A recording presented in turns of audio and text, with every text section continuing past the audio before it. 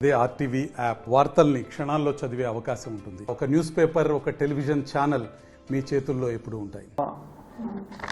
చిన్న పిల్లలు అమ్మే మూఠా ఒకటి మనం గుర్తించాము, అరెస్ట్ చేశాము. లాస్ట్ టైం మేము చెప్పాము 9 మందిని అరెస్ట్ చేశామని. ఒక చిన్న పసిపాపని కూడా రెస్క్యూ చేయడం జరిగింది అని లాస్ట్ టైం చెప్పడం జరిగింది. ఇప్పుడు చూస్తే అది అంతర్రాష్ట్ర ముఠా. అది అంతర్రాష్ట్ర ముఠా ఆంధ్రప్రదేశ్, తెలంగాణ, ఒడిశా, ఢిల్లీ మరియు ఇతర రాష్ట్రాల్లో కూడా అదే ముఠా పనిచేస్తుంది. ఆల్రెడీ ఇప్పుడు వరకు 6 మంది చిన్న పిల్లల్ని రెస్క్యూ చేయడం జరిగింది. ఇప్పటి వరకు 17 మంది ముద్దాయిలను అరెస్ట్ చేయడం జరిగింది. ఇంకా దర్యాప్తు జరుగుతుంది.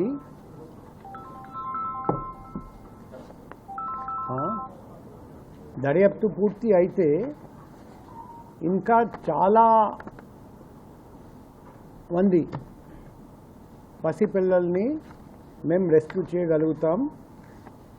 ఈ మూఠా చూస్తే మన దేశంలో చాలా రాష్ట్రాల్లో ఎటువంటి నేరాలు చేస్తున్నారు.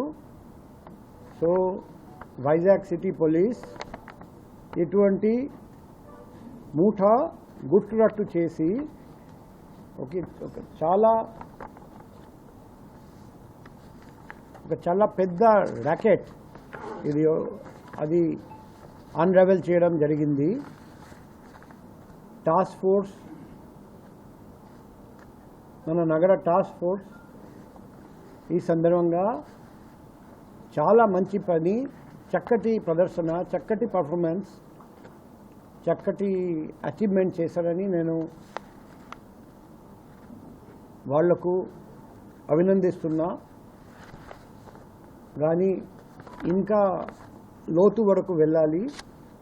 ఇంకా చాలామంది పసిపిల్లల్ని రెస్క్యూ చేయాలి. ఇంకా చాలామంది ముద్దాయిలను అరెస్ట్ చేయాలి. ఇంకా చాలా రాష్ట్రానికి వెళ్ళాలి. సో మన పని కంటిన్యూ అవుతుంది. ఇది ఎంతవరకు ప్రోగ్రెస్ జరిగింది తెలియజేయడానికి ఈరోజు మనం కలుస్తున్నాము. ఫర్దర్ ప్రోగ్రెస్ జరిగిన తర్వాత ఫర్దర్ మీకు తెలియజేస్తాం. ఈ సందర్భంగా ఇంకొకటి చెప్పాలంటే, నేను రాగానే ఈ పసిపిల్లల్ని విక్రయించే మూఠా మన దేశంలో చాలా చోట్ల పనిచేస్తున్నారని మా మెడికల్ బ్యాక్గ్రౌండ్ నుండి నాకు తెలుసు. కాబట్టి రాగానే చర్య తీసుకున్నాము. మన జిల్లా కలెక్టర్ గారికి 80 హాస్పిటల్, హెల్త్ సెంటర్ ఎక్కడెక్కడ మన విశాఖపట్నం నగరంలో సరైన స్టెప్స్ తీసుకోవట్లేదు, అది రాస్తూ డిస్ట్రిక్ట్ కలెక్టర్ గారికి తగిన చర్య తీసుకోమని రిక్వెస్ట్ చేయడం జరిగింది.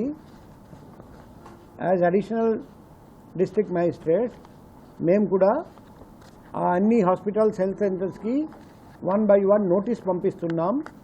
ఎందుకంటే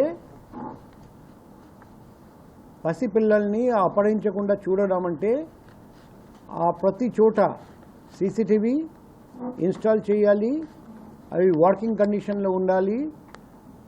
24/7 24 గంటలు సీసీటీవీ ఫుటేజ్ మానిటర్ చేయాలి. అక్కడ ప్రైవేట్ సెక్యూరిటీ గార్డ్ పెట్టాలి. అండ్ అమ్మగారికి, పిల్లలకి RFID ట్యాగ్స్ పెట్టాలి. అప్పుడు దొంగలించడానికి అవకాశం బాగా తగ్గిపోతుంది. సో ఇవన్నీ సెక్యూరిటీ ప్రికాషన్స్ ప్రతి హాస్పిటల్, ప్రతి హెల్త్ సెంటర్, ప్రతి నర్సింగ్ హోమ్లో ఖచ్చితంగా పెట్టమని మేము రిక్వెస్ట్ చేస్తున్నాం. అది ఇప్పుడు మేము గుర్తించాము 6 రకాల కారణాల వల్ల పిల్లల్ని ఇలా అమ్మడం జరుగుతుంది. నంబర్ 1 వచ్చేసి hospital, health centre, nursing home నుండి పిల్లల్ని దొంగలించడం, అపహరించడం. అప్పుడు మనకు పేరెంట్స్ ఈజీగా దొరుకుతారు. రెండో వచ్చేసి మైనర్ బాలిక, మైనర్ అమ్మాయి బేబీ పుట్టిన తర్వాత వాళ్ళు పెళ్లి చేయలేరని అమ్మేస్తారు, లేకపోతే పాడేస్తారు. మూడో వచ్చేసి ఆక్రమ సంబంధాలు. అలా ఉన్నప్పుడు కూడా పుట్టిన బాబు కానీ పాప కానీ వాళ్ళు ఇద్దరు అమ్మేస్తారు, లేకపోతే పాడేస్తారు, లేకపోతే ఏదో అనాథులుగా ఏదో ఒక హోమ్కి ఇచ్చేస్తారు. నెక్స్ట్ వచ్చేసి మొదటి సంతానం పాప, రెండో సంతానం పాప, అన్నీ అమ్మాయిలు పుట్టారని ఇంకొక అమ్మాయి పుట్టితే మాకు ఇంకా అమ్మాయి వద్దని అమ్ముతున్నారు. అటువంటి సందర్భాలు కూడా ఉన్నాయి. నెక్స్ట్ వచ్చేసి పుట్టిన బిడ్డకి కంజెనిటల్ అనామలీస్ ఉన్నాయి, పుట్టిన రోజు నుండి వ్యాధులు ఉన్నాయి, వైద్యం ఎంత చేసినా లాభం ఉండదు. అటువంటి సందర్భాల్లో కూడా తల్లిదండ్రులు పిల్లల్ని అమ్ముతున్నారు. అండ్ ఫైనల్గా పేద తల్లిదండ్రులు డబ్బు కోసం పిల్లల్ని అమ్ముతున్నారు. ఆల్రెడీ కొందరు పిల్లలు ఉన్నారు, ఇంకా పిల్లల్ని పోషించడానికి డబ్బు లేక వాళ్ళు అమ్ముతున్నారు. ముఖ్యంగా సంతానం లేని వ్యక్తులు, తల్లిదండ్రులు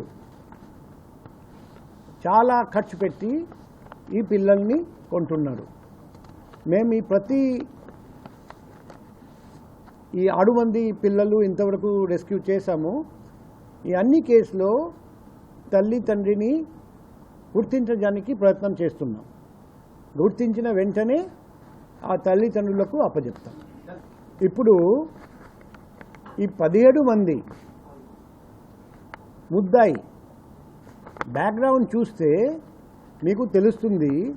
అందులో కొందరు హాస్పిటల్లో నర్స్గా పనిచేస్తున్నారు, లేకపోతే ఇంతకుముందు నర్స్గా పనిచేశారు, కొందరు రేడియాలజీ సెంటర్లో పనిచేస్తారు. వాళ్లకు ముందుగానే తెలుస్తుంది ఈ అమ్మాయి పుట్టారు లేకపోతే అబ్బాయి పుట్టారు. కొందరు డాక్టర్స్ క్లినిక్స్లో అసిస్టెంట్గా పనిచేశారు, కంపౌండర్గా పనిచేశారు. ఇప్పుడు ఈ ర్యాకెట్ ఎలా నడిపిస్తారంటే సప్లై అండ్ డిమాండ్, ఈ రెండు మనం చూడాలి. డిమాండ్ ఎక్కడి నుండి ఉంది? ఈరోజు చాలామంది తల్లిదండ్రులకు వివాహం జరిగింది, పెళ్ళి జరిగినా కూడా పిల్లలు పుట్టలేదు. వాళ్ళు ఫస్ట్ కొందరు డబ్బు ఉంటే in vitro fertilisation, test tube baby కోసం ప్రయత్నం చేస్తారు. కొన్ని సందర్భాల్లో సక్సెస్ విజయవంతంగా జరుగుతాయి. అటువంటి ప్రొసీడ్యూర్స్ పిల్లలు పుట్టారు. కొన్ని కేసెస్లో ఎంత ప్రయత్నం చేసినా పిల్లలు పుట్టరు. అప్పుడు ఒకటి అడాప్షన్కి ట్రై చేస్తారు, ఇంకొకటి మార్గం వచ్చేసి ఇలా మాకు ఒక చిన్న పసిపాప కానీ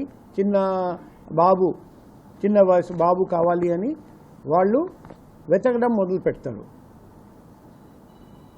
అదే మాదిరిగా మైనర్ బాలిక, ఇల్లిసిట్ అఫైర్స్, అక్రమ సంబంధం పెట్టుకున్న వ్యక్తులు, ఈ అబార్షన్ టైం దాటిపోయింది, ఇప్పుడు అబార్షన్ చేయలేం, ఖచ్చితంగా డెలివరీ జరుగుతుంది. వాళ్ళు కూడా సరే మాకు మూడే మార్గాలు, ఒకటి అనాథాశ్రమంలో పెట్టడం, రెండోది ఏదో ఒక చోట పాడేయడం, మూడోది అమ్మితే మాకు డబ్బు కూడా వస్తుంది కదా అని వాళ్ళు కూడా సప్లై సైడ్ నుండి సుముఖంగా ఉంటారు. అటువంటి వ్యక్తులను ఈ మూఠ ఉంది కదా, వాళ్లకు చాలామంది ఎటువంటి వ్యక్తులు ఉన్నారంటే, ఎటువంటి లేడీస్ ఉన్నారంటే మంచి ఇన్ఫర్మేషన్ నెట్వర్క్, వాళ్ళు ఇన్ఫర్మేషన్ కలెక్ట్ చేస్తారు.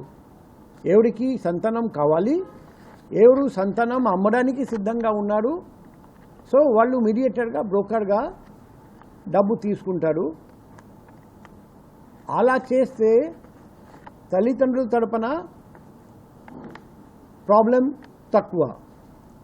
కానీ హాస్పిటల్ నర్సింగ్ హోమ్ నుండి దొంగలిస్తే తల్లిదండ్రులు బాగా గొడవ చేస్తారని వాళ్ళు యూజువల్గా మామూలుగా విల్లింగ్ తల్లిదండ్రుల దగ్గరికి వెళ్ళి ముందుగానే మాట్లాడతారు. తర్వాత పిల్లలు పుట్టిన వెంటనే లేకపోతే కొన్ని రోజుల్లో పిల్లల్ని తీసుకొని అమ్మేస్తారు. సో రకరకాల మోడస్ ఆపరండి ఉన్నాయి. కానీ ఈ ముద్దాయి బ్యాక్గ్రౌండ్ చూస్తే మీకు తెలుస్తుంది. మ్యాక్సిమం మెడికల్ ఫీల్డ్తో కనెక్షన్స్ ఉన్నాయి. ఇంతవరకు డాక్టర్ ఇన్వాల్వ్మెంట్ మనకు ఇంతవరకు రాలేదు. కానీ మెడికల్ ఫీల్డ్లో పని చేశారు లేకపోతే చేస్తున్నారు వాళ్ళు చాలామంది ఉన్నారు. అందులో ఇప్పుడు ఒకటి పిల్లల విషయంలో నేను 80 హాస్పిటల్ నర్సింగ్ హోమ్ హెల్త్ సెంటర్ని గుర్తించాము. వాళ్ళ అందరి మీద నోటీస్ సార్ట్ చేయడం జరుగుతుంది. ఇప్పుడు హాస్పిటల్ నుండి తల్లిదండ్రులు పిల్లల్ని తీసుకొని బయటికి వెళ్ళిన తర్వాత హాస్పిటల్కి ఎటువంటి బాధ్యత ఉండదు. అప్పుడు తల్లిదండ్రులు ఇష్టపూర్వకంగా పిల్లల్ని అమ్మితే హాస్పిటల్ మేనేజ్మెంట్కి ఎటువంటి బాధ్యత ఉండదు. అది కూడా మనం గుర్తుపెట్టుకోవాలి. సో ఇక్కడ ఈ మూఠ అన్ని రోజుల నుండి తప్పించుకొని తిరిగి బాగా డబ్బు సంపాదించారు. మేము వాళ్ళు ఎంత డబ్బు సంపాదించారు ఆ అమౌంట్ కూడా ట్రేస్ చేస్తాం, మనీ ట్రేల్ కూడా చూస్తాం. ఎక్కడైనా డాక్టర్కి ఏమైనా అమౌంట్ వెళ్ళిందా లేదా అది ఇంతవరకు దర్యాప్తులో రాలేదు. ఏదైనా దర్యాప్తులో వస్తే అది అక్కడ కూడా తగిన చర్య తీసుకుంటాం. మీతో ఆ ఇన్ఫర్మేషన్ కూడా షేర్ చేస్తాం. మా లెక్క ప్రకారం 5 లక్షల నుండి 7 లక్షల వరకు రేట్తో విక్రయిస్తున్నారు. మీకు ప్రెస్ రిలీజ్ ఇస్తున్నాం, అందులో అన్నీ ఉన్నాయి. సో మామూలుగా ఇదే రేట్ అన్ని రాష్ట్రాల నుండి వాళ్ళు అన్ని రాష్ట్రంలో స్ప్రెడ్ అయి ఉన్నారు, స్కాటర్ అయి ఉన్నారు. ఫస్ట్ మనకు ఒక ఇన్ఫర్మేషన్ వచ్చింది. ఆ ఇన్ఫర్మేషన్ మేరకు మనం ఒక లేడీని పట్టుకున్నాం. ఆ లేడీ నుండి 1 by 1 మనం లాగితే అంతా బయట వస్తుంది కదా. ఆ విధంగా ఒక లేడీతో మనం మాట్లాడుకున్నాం, బేరం చేసుకొని మాకు కావాలి. మా వాళ్ళు పోయి డికాయ్ పార్టీగా కొనడానికి వెళ్ళారు. ఫస్ట్ ఒక చోట వాళ్ళు కూడా అనుమానం ఉంది కదా, పోలీస్ వాళ్ళు కూడా డికాయ్ పార్టీగా రావచ్చు. ఫస్ట్ ప్లేస్ వాళ్ళు రాలే, ఇంకొక ప్లేస్ చెప్పారు. ఆ ప్లేస్కి మన వాళ్ళు వెళ్ళారు, అప్పుడు కూడా రాలే. ఇలా చూసి సరే ఎక్కడ పోలీస్ వాళ్ళు కాపలా కాసి ఉన్నారేమో అని వాళ్ళు చూశారు. ఫైనల్గా సరే ఎక్కడ లేరు అని జెన్యున్ కస్టమర్ అని వాళ్ళు ముందుకు వచ్చారు. అప్పుడు మేము పట్టుకున్నాం. పట్టుకున్న తర్వాత విచారణ మొదలైంది, దర్యాప్తు మొదలైంది. అప్పుడు 1 by 1 సిటీ అవుట్స్కట్స్లో. సో అక్కడి నుండి మొదలైంది. తర్వాత 1 by 1 ఒకరు హైదరాబాద్, ఒకరు బెంగళూరు, ఇప్పుడు ఢిల్లీలో కూడా మా టీం వెళ్తున్నారండి. సో మేము మా వాళ్లకు ఒకే మాట చెప్పాము, ఒక పని మనం మొదలు పెడితే చివరి క్షణం వరకు లాస్ట్ వరకు మనం వెళ్ళాలి. దీనికి 1 డే, ఒక వారం, ఒక నెల పడినా కూడా మనం ఆపము, మన పని మనం కంటిన్యూ చేస్తాం. సో ఇది వచ్చేసి మన ఫిల్మ్లో ఇంటర్డెగ్నమ్ అని ఉంటుంది కదా, ఇది ఆ హాఫ్ టైం అనుకోండి. ఆ హాఫ్ టైంలో ఇంతవరకు ప్రోగ్రెస్ మీకు చెప్తున్నాం. ఎందుకంటే మీడియా పాత్రికలు చాలాసార్లు అడుగుతున్నారండి, మీడియాలో కూడా వస్తూ ఉంది. సో ట్రాన్స్పరెన్సీ కావాలంటే ఇంతవరకు మాకు తెలిసిన విషయాలు మీతో షేర్ చేసుకోవాలి. అందుకే మీ ముందర ఇంతవరకు చూస్తే హాస్పిటల్ నుండి బేబీని తీసుకెళ్ళలేదు, అవునా కదా? అంతా దొంగలించడం ఇంతవరకు ఈ 6 మెంబర్స్ మాత్రమే లేదు. కానీ ఇంకా చాలామంది పిల్లల్ని మేము గుర్తించాము. అక్కడ అటువంటి దొంగలించడం జరిగిందా లేదా అది అప్పుడు వెరిఫై చేస్తాం. మాకు తెలిసింది ఇంతవరకు 15 మంది. అందులో 6 బేబీస్ని మనం ఇంతవరకు రెస్క్యూ చేసాము. ఇంకా 1 by 1 రెస్క్యూ చేస్తూ పోతున్నాం. సో అది ఎక్కడ ఆగుతుంది మాకు కూడా తెలియదు. మేము ఇనిషియల్గా ఎప్పుడు స్టార్ట్ చేసాము అప్పుడు 6 మెంబర్స్ అని ఊహించలేదు, అప్పుడు ఆల్రెడీ 17 మంది ఉంటారని ఊహించలేదు. మేము లోకల్ ఇష్యూ అని అనుకున్నాము, తర్వాత రాష్ట్రం అంతటా వ్యాపించింది అని అనుకున్నాము, ఇప్పుడు దేశం అంతటా వ్యాపించింది అని మాకు తెలిసింది. అందుకే మీ దగ్గరికి రావడం జరిగింది. చెప్తున్నా కదా, ఈ ముద్దాయి లీస్ట్ చూస్తే కొందరు బెంగళూరు, కొందరు హైదరాబాద్, కొందరు ఆంధ్రప్రదేశ్, ఇప్పుడు వెళ్తున్నాం ఢిల్లీ.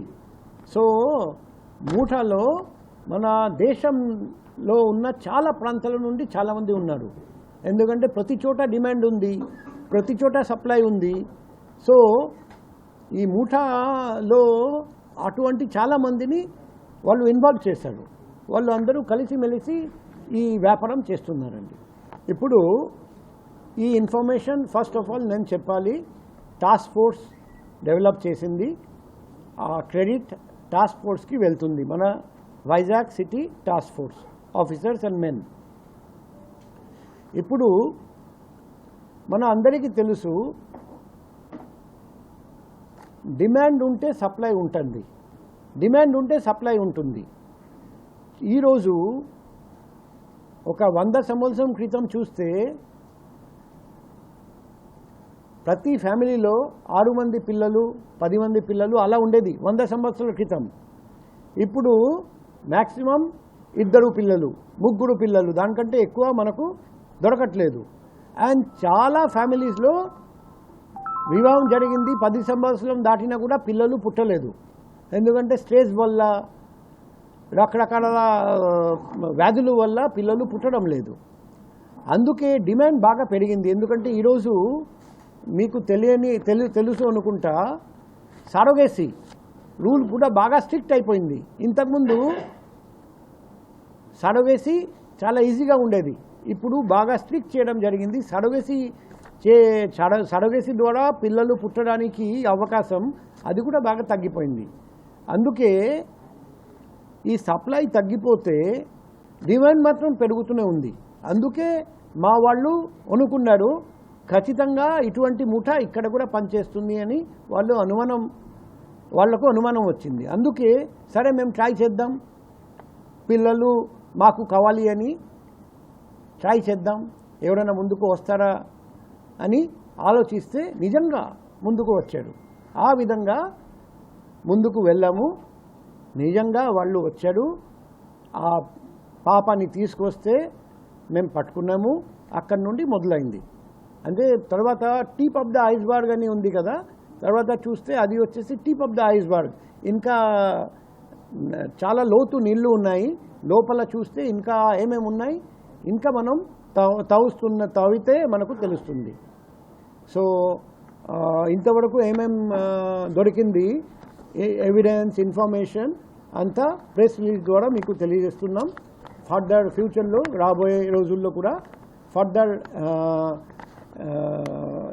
దర్యాప్తులో ఇంకా ఫర్దర్ నిజాలు బయట తెలిస్తే బయట వాళ్ళు చేస్తాము, అది కూడా మీతో షేర్ చేస్తాం. అవునండి, 2 కేసులు బుక్ చేయడం జరిగింది. సో ఫస్ట్ మనం 3 టౌన్ స్టేషన్లో బుక్ చేశాము. తర్వాత ఇంకొక స్టేషన్, ఏ స్టేషన్ బుక్ చేసాము? గాజువాక. సో ఫస్ట్ గాజువాక స్టేషన్లో బుక్ చేశాము, తర్వాత 3 టౌన్ స్టేషన్లో బుక్ చేశాము. ఇంతవరకు ఈ 17 మంది మీద బుక్ చేశాము అండ్ ఆదర్శ్ అని పెట్టాము.